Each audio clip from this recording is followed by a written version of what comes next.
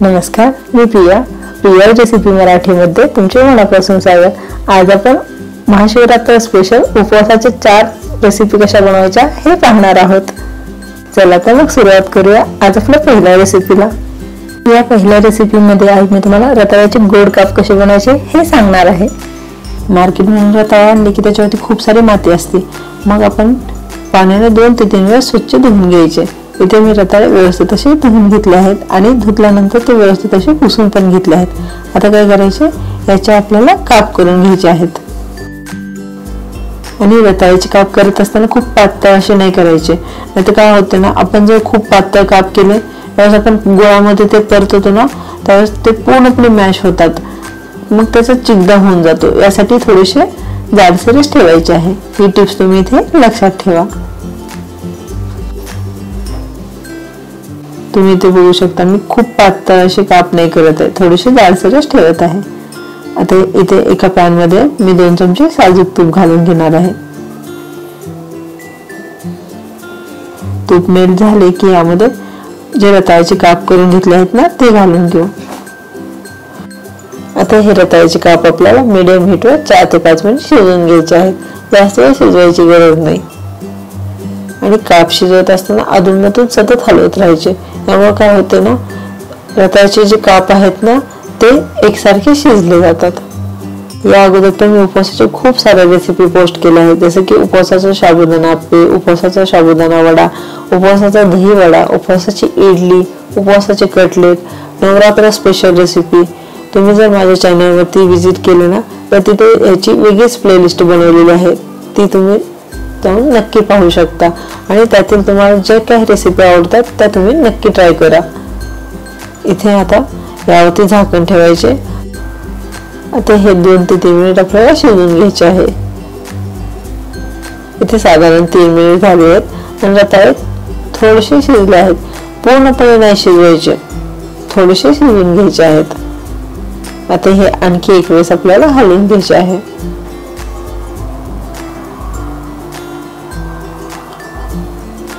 आता यामध्ये मी बदामाचे काप करून घेतले आहेत ते घालून घेऊ।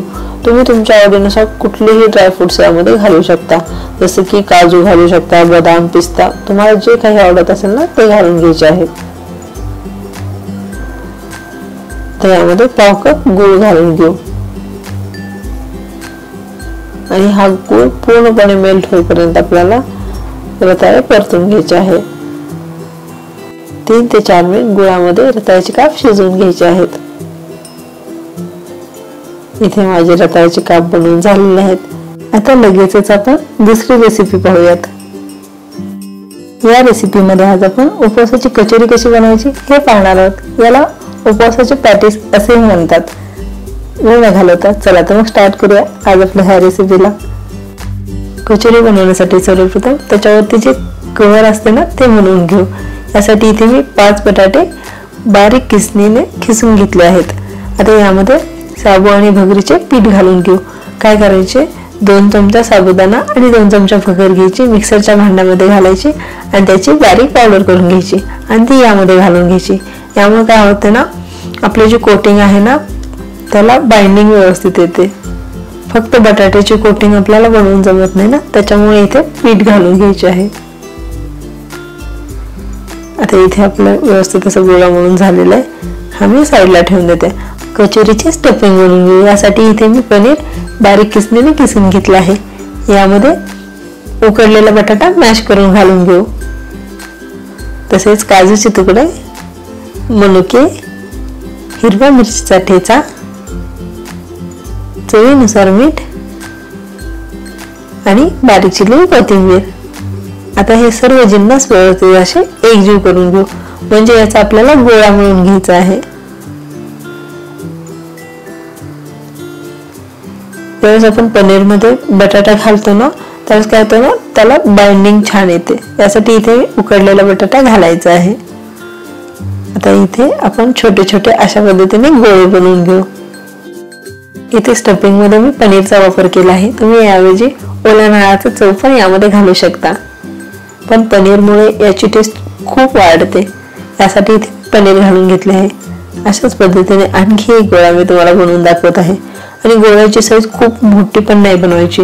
मी तुम्हाला दाखवते ना, असेच आपल्याला सेम आकाराचे गोळे बनवून घ्यायचे आहेत. इथे माझे स्टफिंगचे सर्व गोळे बनवून झालेले आहेत. आता याला कोट कसे करायचे हे पाहू.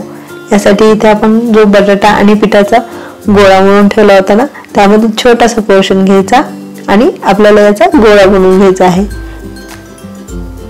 आणि गोळ्याची साईज केवढी असावी हे मी तुम्हाला आता दाखवते. जो आपला स्टफिंगचा गोळा आहे ना, त्याच्यापेक्षा थोडासा मोठ्या आकाराचा आपल्याला वरचा जे कव्हर आहे ना त्याचा गोळा बनवून घ्यायचा आहे. आता कचोरी बनवून घेऊयात. यासाठी इथे जो गोळा आहे ना, याला बोटाच्या सहाय्याने अशा पद्धतीने प्रेस करत करत छोटी पुरी असते ना त्या आकाराची आपल्याला पुरी बनवून घ्यायची आहे. आता यामध्ये जो स्टफिंगचा गोळा आहे ना तो ठेवून घेऊ आणि त्याला ही पुरी व्यवस्थित अशी कोट करून घेऊ. मी तुम्हाला व्हिडिओमध्ये दाखवते ना अशा पद्धतीने. मी यामध्ये कोथिंबीर घातली आहे. उपवासाला कोथिंबीर नाही चालत, पण आज माझा उपवास नाहीये त्यामुळे मी घातली आहे. तुम्हाला जर नसेल घालायची तर नका घालू. तर अशा पद्धतीने आपल्याला व्यवस्थित अशा कचोरी कोट करून झाली की काय करायचं, जे भगर आणि साबुदाण्याचे जे पीठ आहे ना त्यामध्ये आपल्याला आणखी एक वेळेस हा गोळा कोट करून घ्यायचा आहे. यामुळे काय होतं ना, गोळा बिलकुल पण चिटकत नाही आणि आपण ज्यावेळेस ते तळायला कढईमध्ये घालतो ना त्यावेळेस तो सुटला पण नाही जाणार. यासाठी ही टिप्स इथे इम्पॉर्टंट आहे. अशा पद्धतीने इथे माझ्या सर्व कचोऱ्या बनवून झालेल्या आहेत. आता हे आपण फ्राय करून घेऊ. यासाठी इथे मी कढईमध्ये तेल गरम करून घेतले आहे. यामध्ये एक एक करून कचोरी घालून घेऊ. तेल गरम करत असताना ते हाय हीटवर करून घ्यायचे. कचोरी तळण्यासाठी गॅस मिडियम हीटवरच ठेवायचा आणि कचोरी तेलामध्ये टाकल्या लगेच पलटी करून नाही घ्यायची. 1 मिनिट आपल्याला अशा पद्धतीनेच कचोरी तळून घ्यायची आहे आणि नंतर ती पलटून सर्व बाजूने आपल्याला तळून घ्यायची आहे. मी व्हिडिओमध्ये दाखवतो ना अशा पद्धतीनेच तुम्हाला गोल गोल करत झारा फिरून घ्यायचा आहे.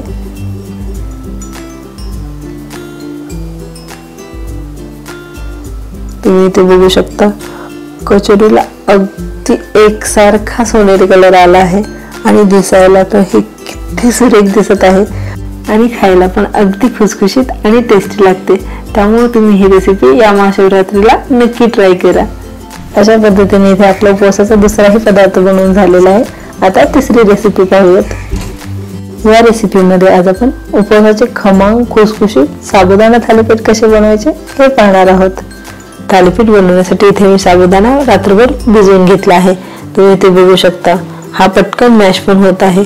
अशाच पद्धतीने आपल्याला साबुदाणा भिजवून घ्यायचा आहे. आता यामध्ये मी 4 उकडलेले बटाटे आहेत त्याची साल काढून ते मॅश करून घेतले होते ते घालून घेऊ. तसेच चवीनुसार मीठ, हिरव्या मिरचीचा ठेचा आणि शेंगदाण्याचे थोडेसे जाडसर मी कूट करून घेतले आहे ते घालून घेऊ.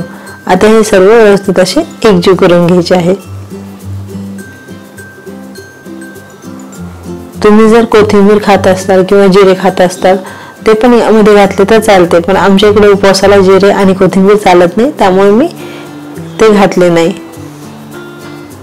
आता इथे माझं व्यवस्थित असे मिश्रण एकजीव झालेले आहे. याचे थालीपीठ बनवून घेऊ. यासाठी यामध्ये छोटासा पोर्शन घ्यायचा आणि तळ हाताच्या साहाय्याने अशा पद्धतीने आपल्याला त्याचा गोळा करून घ्यायचा आहे.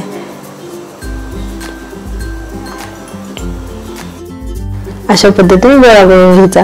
आता इथे मी पोळपाटावर एक सुती कपडा घेऊन तो भिजवून घेतला आहे आणि त्यावरती आता थालीपीठ थापून घेऊ. कपडा भिजवून काय घ्यायचा, आपण ज्यावेळेस थालीपीठ थापत असतो ना त्यावेळेस ते कपड्याला चिटकू नये यासाठी आपल्याला कपडा ओला करून घ्यायचा आहे. आणि ज्यावेळेस आपण थालीपीठ थापतो त्यावेळेस आपल्याला काय करायचे, बोट पण थोडेसे पाण्यामध्ये बुडवून घ्यायचे आणि नंतर थालीपीठ थापायचे, म्हणजे थालीपीठ थापायला सोपे जाते. आता इथे थालीपीठ थापून झालेले आहे. मी गॅसवरती एक पॅन गरम करून घेतला आहे त्यामध्ये तेल घालून घेऊ. पॅन गरम झाला की यावरती आता थालीपीठ घालून घ्यायचे आहे.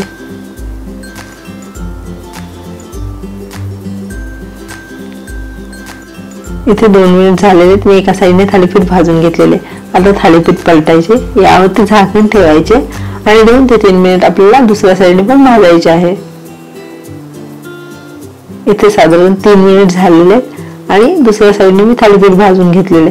आता आणखी 21 थालीपीठ पलटायचे आणि झाकण ठेवून अशाच पद्धतीने दुसऱ्या साईडने पण भाजून घ्यायचे आहे. झाकण ठेवल्यामुळे काय होते ना, थालीपीठ व्यवस्थित वाफवले जाते आणि ते व्यवस्थित भाजले जाते. आता इथे माझी थालीपीठ व्यवस्थित अशी भाजून झाले, हे मी काढून घेते. आणि थालीपीठ काढत असताना अशा पद्धतीने जाळीच्या प्लेटवरतीच काढायचे. त्यामुळे काय होतं ना, थालीपीठ मध्ये जो क्रिस्पपणा असतो ना तो टिकून राहण्यास मदत होते. आता या ठिकाणी मी तुम्हाला आणखी एक थालीपीठ बनवून दाखवत आहे. बोटाच्या सहाय्याने अशा पद्धतीने थालीपीठ बनवून घ्यायचे. आता इथे मी तुम्हाला थालीपीठ झाकण न ठेवता भाजून दाखवणार आहे. झाकण ठेवल्यामुळे काय होतं ना, थालीपीठ पटकन भाजले जाते पण ते खूप मऊ होते. आणि आपण ज्यावेळेस झाकण नाही ठेवत ना, थालीपीठ भाजायला थोडासा टाइम लागतो पण ते क्रिस्पी होण्यास मदत होते. त्यामुळे तुम्हाला ज्या पद्धतीने थालीपीठ भाजायला आवडेल ना, त्या पद्धतीने तुम्ही भाजू शकता. थालीपीठ भाजत असताना ते सतत पलटत राहायचे. जर आपण एका साईडने थालीपीठ खूप वेळ भाजत राहिलो ना, तर ते पॅनला चिटकेल आणि करपून जाईल. यासाठी ही टिप्स तुम्ही इथे लक्षात ठेवा. अशा पद्धतीने इथे माझे दुसरे पण थालीपीठ भाजून झालेले आहे, हे मी काढून घेते. इथे महाशिवरात्री स्पेशल उपवासाचे थालीपीठ बनवून तयार झालेले आहे. तुम्ही इथे बघू शकता साबुदाणा थालीपीठ किती मऊ लुसलुशीत असे झाले आहे. तुम्ही हे खूप वेळासाठी जरी ठेवले तर साबूचे असताना पण हे बिलकुल कडक नाही होत, असेच मऊ लुसलुशीत राहते. चला तर मग आता आपण चौथी रेसिपी पाहूयात. या रेसिपीमध्ये आज आपण अगदी सर्व साध्या सोप्या पद्धतीने स्वीट पोटॅटो मिनी केक कसा बनवायचा हे पाहणार आहोत. ही अगदी वेगळी रेसिपी आहे, त्यामुळे तुम्ही ही रेसिपी नक्की ट्राय करा. रताळ्याचा केक बनवण्यासाठी इथे मी मार्केटमधून रताळे आणल्यानंतर ते पाण्याने 3 ते 4 वेळेस स्वच्छ धुवून घेतले आहेत. आता त्याची साल काढून घ्यायची आहे. मार्केटमधून ज्यावेळेस रताळे आणतो ना, त्याला खूप सारी माती असते, त्यामुळे ते व्यवस्थित असे धुवून घ्यायचे आहे. आता इथे माझी रताळ्याची साल काढून झाली आहे. चाकूच्या सहाय्याने बारीक बारीक असे पीस करून घ्यायचे आहेत. अशाच पद्धतीने राहिलेल्या सर्व रताळ्याचे मी काप करून घेणार आहे. इथे मी सर्व रताळ्याचे काप करून घेतलेले आहेत. आता गॅसवरती कढईमध्ये मी पाणी गरम करायला ठेवले होते. पाण्याला उकळी आली की यामध्ये आपण जे रताळ्याचे काप केले आहेत ना, ते घालून घेऊ. आता इथे रताळ्याचे काप आपल्याला 10 मिनिट मीडियम हीटवर शिजवून घ्यायचे आहेत. जास्त वेळ शिजवायची गरज नाही, मीडियम हीटवर 10 मिनिट आपल्याला शिजवून घ्यायचे आहेत.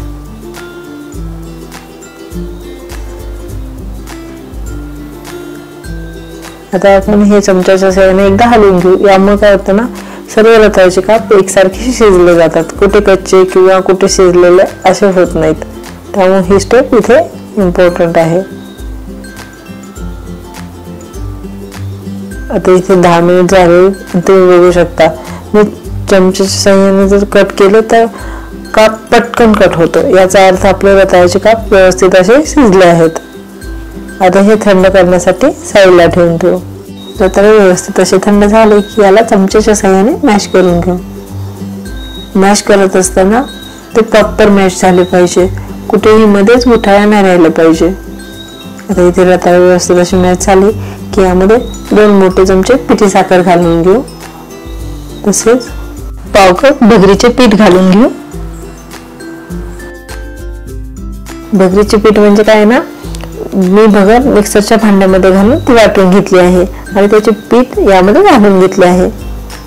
तुम्ही जर उपवासाला केक नसेल बनवत तर तुम्ही यावेळी कॉर्नफ्लॉवर पण घालू शकता. तर इथे माझं व्यवस्थित असं गोळा मिळून झालेला आहे. आता याचे आपण छोटे छोटे केक बनवून घेऊ. केक बनवायचं म्हणजे काय करायचं, आपण जसं आलू टिक्की बनवतो ना, त्याच आकाराचा छोटासा गोळा घ्यायचा आणि आलू टिक्कीच्या साईजची आपल्याला यामध्ये टिक्की बनवून घ्यायची आहे. व्हिडिओमध्ये दाखवतो ना, अशा पद्धतीने इथे माझे 1 टिक्की बनवून झालेले. अशाच पद्धतीने मी तुम्हाला आणखी 1 टिक्की बनवून दाखवते. गोळ्यामधील छोटासा पोर्शन घ्यायचा आणि तळहाताच्या सहाय्याने गोल फिरवत आपल्याला त्याचा गोळा बनवायचा आणि नंतर तो दोन्ही तळहाताच्या मध्ये प्रेस करायचा. अशा पद्धतीने इथे माझ्या सर्व टिक्क्या बनवून झालेल्या आहेत. आता एक मी पॅन गॅसवरती गरम करायला ठेवला होता, त्यामध्ये तेल घालून घेऊ.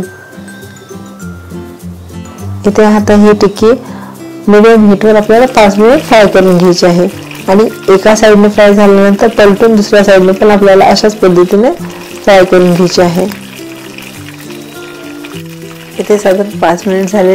एका साईडने मी 4 टिक्के आहेत ते फ्राय करून घेतले आहेत। आता काय करायचे, एक एक टिक्की पलटायची आणि मीडियम हीटवर आपल्याला आणखी एक वेळ अशी फ्राय करून घ्यायची आहे। तुम्ही ते बघू शकता टिक्कीला कलर तर किती सुरेख आला आहे, अगदी परफेक्ट। अशाच पद्धतीने आता राहिलेल्या सर्व टिक्के पण मी फ्राय करून घेणार आहे। अशा पद्धतीने इथे माझा स्वीट पोटॅटो मिनी केक बनवून तयार आहे। मग कशा वाटल्या तुम्हाला आज उपवासाच्या या 4 रेसिपी? तुम्हाला जर या रेसिपी आवडल्या असेल तर माझ्या चॅनलला लाईक करा, शेअर करा आणि आणखी माझ्या चॅनलला सबस्क्राईब केलं नसेल तर नक्की सबस्क्राईब करा। चला तर मग भेटूया अशा छानशा नेक्स्ट रेसिपीमध्ये। तोपर्यंत धन्यवाद।